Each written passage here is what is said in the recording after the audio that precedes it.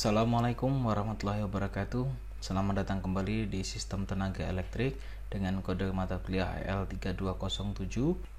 Materi selanjutnya yaitu tentang voltage regulation dan efisiensi. Real transformer itu memiliki impedansi seri di dalamnya.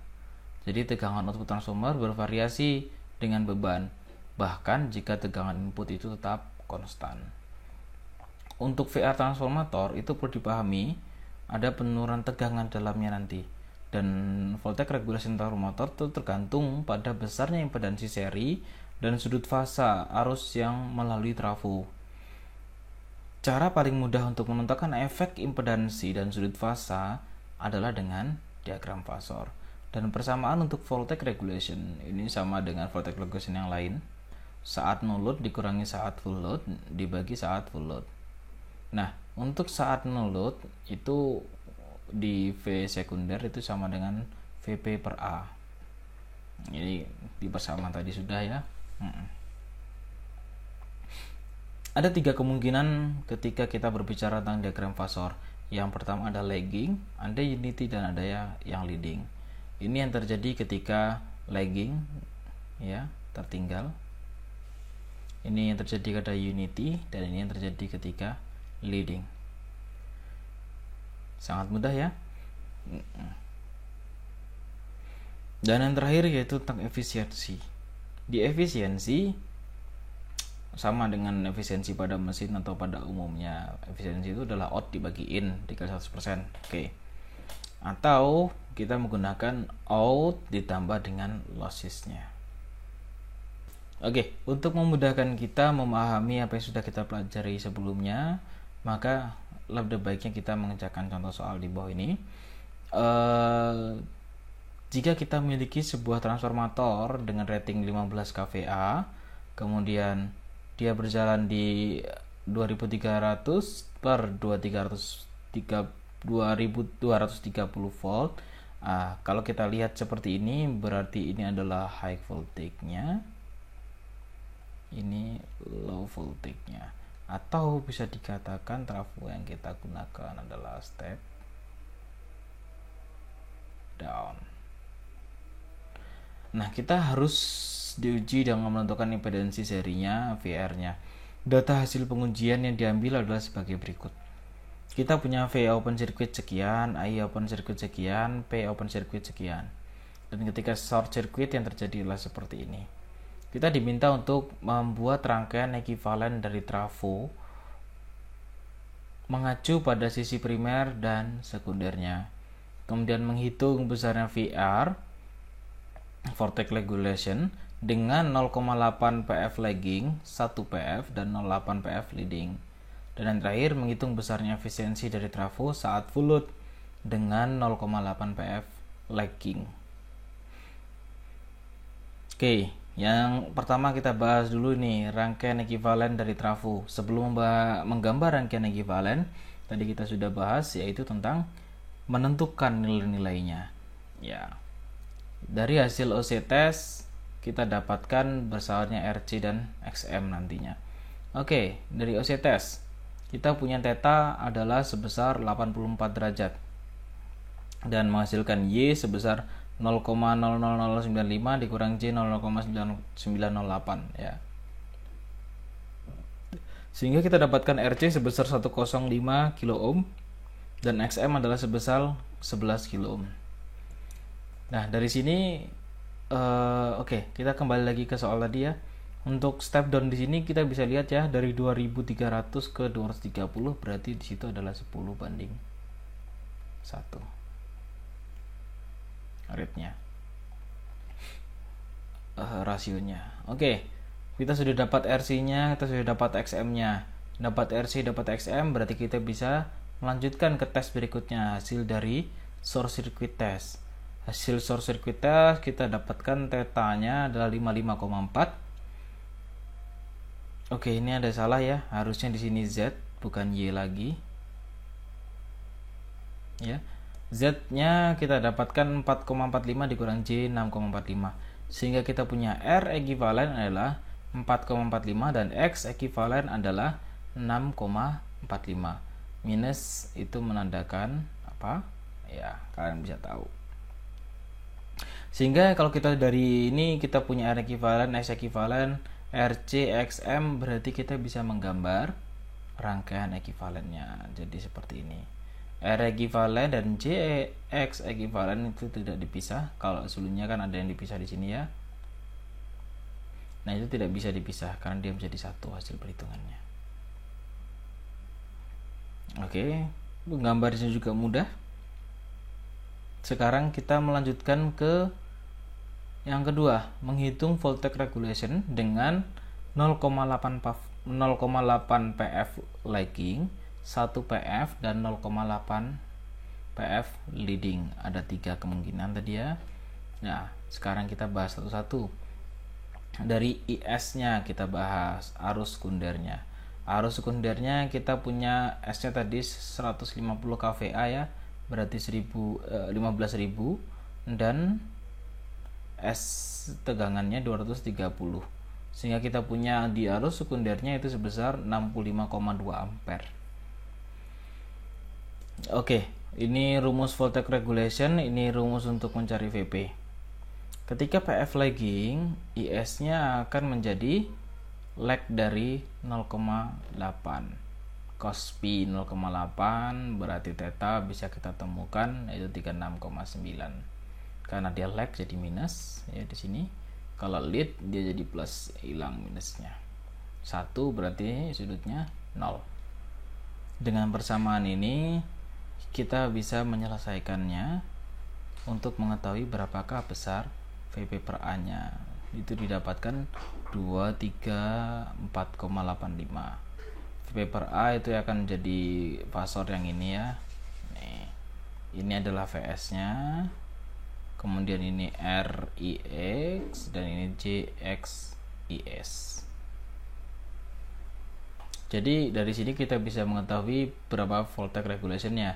VP per A ini sudah kita dapatkan ya. VS saat full load juga sudah kita dapatkan 230. Dia tidak akan melebihi ratingnya karena full loadnya jadi 230, sehingga didapatkan voltage regulation adalah sebesar 2,1%. Hal yang sama dilakukan untuk yang unity dan yang leading. Dan pertanyaan terakhir ya, ini tadi adalah berapakah besar efisiensi dari trafo saat full load dengan 0,8 pf lagging. Nah, ini kita akan melihat dari sisi mana. Karena kita diminta melihat efisiensi dari Pout-nya, berarti rangkaian ini harus kita rubah ke dalam melihat dari sisi sekundernya.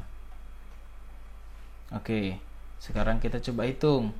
Untuk current losses atau PCU-nya itu adalah dari arus sekunder dikuadratkan dikalikan dengan R ekuivalennya. R ekuivalen tadi kita sudah punya ya, karena sudah dikonversi ke sudut pandang sekundernya, maka hasilnya adalah 0,0445. Hasilnya adalah 189 watt. Dan untuk rugi intinya atau P-core-nya ini kita pakainya RC ya. VP per A itu karena dia adalah VS seharusnya ya. Karena VS kita gak punya, kita bisa pakai VP per A. VP per A nya adalah 234,85 dibagi 1050. Ini juga sudah dikonversi, dilihat dari sisi sekundernya. Sekunder, sehingga dihasilkan rugi daya di inti adalah 52,5, dan payout-nya adalah VSIS cos P. VS-nya adalah 230 ya, terus IS-nya 65,2, cos P-nya di 36,9 atau tadi 0,8 kan yang diminta ya, 0,8 PF lagging, sehingga didapatkan payout-nya adalah 12.000 watt atau 12 kW. Lalu efisiensinya bisa kita hitung dan didapatkan adalah 98,03. Ya, itu tadi untuk perhitungan analisisnya. Materi selanjutnya untuk pertemuan kita yang terakhir adalah dari tap transformator atau tap transformer. Nah, pada bagian sebelumnya dari bab ini trafo dijelaskan dengan rasio lilitan atau rasio tegangan primer dan sekunder. Sepanjang bagian itu, rasio lilitan trafo yang diberikan itu diperlakukan seolah-olah itu benar-benar konstan. Padahal di kenyataannya itu tidak sepenuhnya benar. Trafo itu memiliki ada trafo yang memiliki namanya tap untuk di lilitannya atau disebut dengan tap transformer. Nah, tap itu memiliki perubahan yang kecil pada rasio trafonya. Perubahan itu berjarak biasanya antara 2,5% pada saat tegangan penuh. Jadi kalau ada 4 set, maksimum adalah plus 5% dan minimum adalah min 5%. Tap pada trafo memungkinkan trafo untuk disesuaikan di lapangan untuk mengakomodasi variasi tegangan lokal. Namun, tap ini biasanya tidak dapat diubah saat daya sedang diterapkan ke trafo. Jadi harus dalam keadaan offline. Ya harus offline baru bisa di tap. Nah, tapi kita punya solusi. Ada solusinya sudah untuk masalah ini, yaitu dengan menggunakan trafo khusus yang disebut dengan TCUL atau Tap Changing Under Load atau pengatur tegangan voltage regulator. Pada dasarnya trafo TCUL adalah trafo dengan kemampuan untuk mengubah tap saat daya terhubung. Voltage regulator adalah trafo TCUL dengan rangkaian sensor tegangan bawaan yang secara otomatis mengubah tap untuk menjaga voltase sistem konstan. Oke. Jika kita review lagi pertemuan kita tentang real transformer, kita bisa tadi sudah membahas tentang tegangan induksinya. Kemudian kita membahas tentang dot convention ya. Setelah dot convention kita membahas bagaimana rangkaian ekuivalen dari trafo. Rangkaian ekuivalen kita lihat dari sisi primer dan dari sisi sekunder. Tidak banyak perubahan, kita bisa lihat itu semua.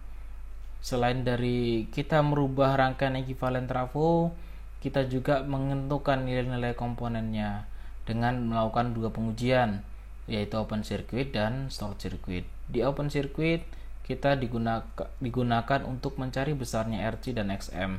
RC tadi itu adalah core lossesnya, dan XM itu adalah self induktansinya yang ada di trafo itu. Dan untuk melakukan short circuit itu kita bisa mendapatkan besarnya RS-nya dan XX-nya. Tapi biasanya ini jarang dibongkar ketika untuk mencari dengan uji hubungan singkat yang dibutuhkan adalah ekuivalennya. Nah, setelah itu kalau kita sudah menentukan nilai-nilai komponen tadi, kita juga sudah tidak usah panik. Mau dilihat dari sisi primer, mau dilihat dari sisi sekunder, nilainya akan menghasilkan flux yang sama. Jadi tidak akan ada perbedaan yang signifikan. Nah, kemudian kita membahas tentang voltage regulation. Di situ kita membahas tentang diagram fasornya. Di sini ya, VS itu diasumsikan dengan sudut 0 selalu seperti itu. Kemudian ini adalah VP, nanti akan terbentuk sudutnya berapa, R ekuivalen IS dan JX ekuivalen IS, dan ini adalah IS-nya. Ya.